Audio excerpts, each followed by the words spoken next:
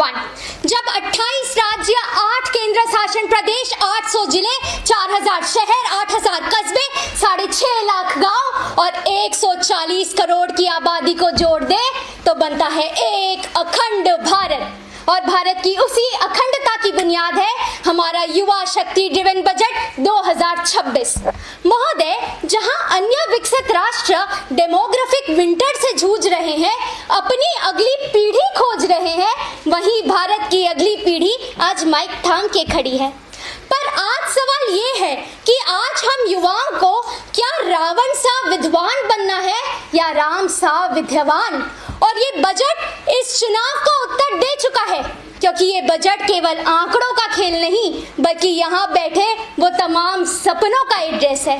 जब कश्मीर का एक युवा आंखें बंद करके सितारों का सपना देखे तो ये बजट उसे 4 टेलीस्कोप केंद्र की रोशनी दे देगा।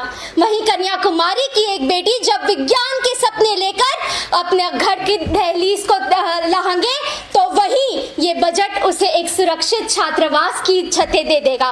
वहीं आसाम की एक जनजाति कल्याण केंद्र की बेटी मेरे इन्हीं हाथों में अपने बनाए बिस्किट के पैकेट थामे तो ये बजट का शीमार्ट ये सुनिश्चित करता है कि वो बिस्किट मेरे हाथों से आपके थाली तक और आपके थाली से अमेरिकी राष्ट्रपति तक पहुंचे। और वहीं गुजरात का एक नौजवान जब अपने मन के तूफान से अकेले लड़ रहा हो तो ये बजट उसे मेंटल हेल्थ की छांव देता है। महोदय, बजट ने जेबें तो बहुत भरी पर पहली बार ये दिल भी भर रहा है। जब हाल ही में भारत के वैश्विक एआई समिट में मैंने एक 8 वर्षीय बच्ची को एआई की बात करते सुना तो एआई टू एआई यानी आर्टिफिशियल इंटेलिजेंस से आत्मनिर्भर भारत का सपना मुझे साकार होता दिखा।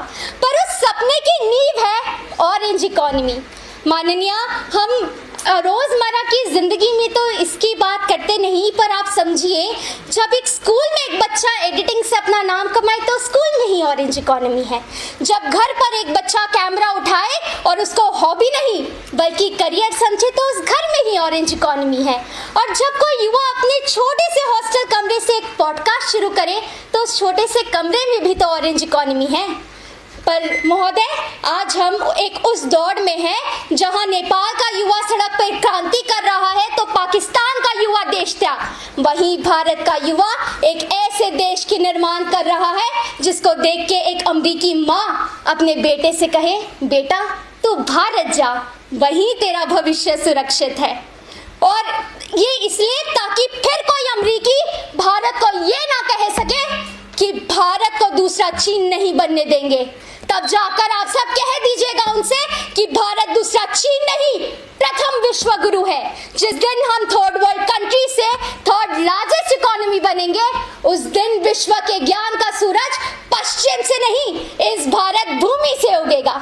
जय हिंद, धन्यवाद।